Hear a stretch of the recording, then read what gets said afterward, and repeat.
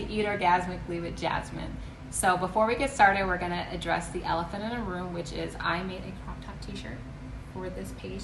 I could not help myself.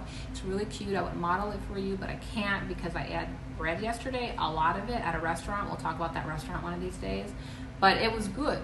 So if you want it in the future, maybe just send me a message and we'll work out the details later. So I have a friend that makes fun of me all the time. Every time you're in Perry, you like to do touristy things. Yes, I'm a tourist. I can't help myself. I've been there more than a dozen times, maybe 20, 40 times to be exact. And every time I'm there, nothing gets tiring to me. The Eiffel Tower never gets boring. I cannot help myself. So as I'm walking down the street one day, I see this double-decker bus. It's black. It's luxurious. And I'm like, people are drinking on this bus. Wow. And then I notice that they're eating. And I'm like, what the heck? Why haven't I seen this bus before?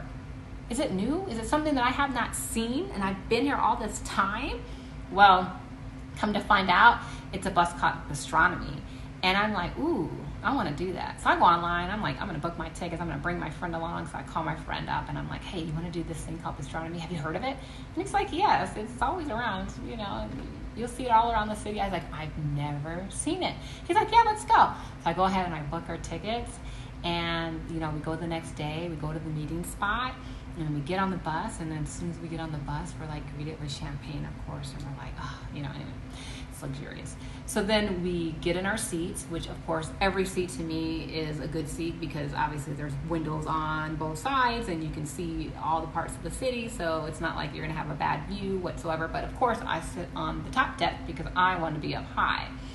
And, you know, once we sit down, you see, you know, your headphones where, you know, you can put it in English or in French or whatever language that they have available, which I know those two were available.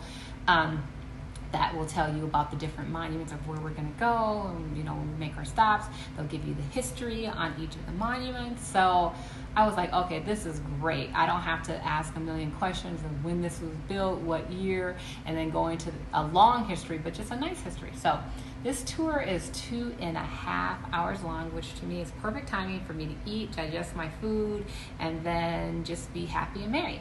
So you start off with your starter, and then you have your main course, and of course the dessert and your coffee.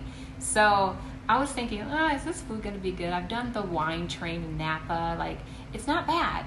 I give it like a 4-star, you know, out of, you know, 5. So I'm like, well, this has to be better.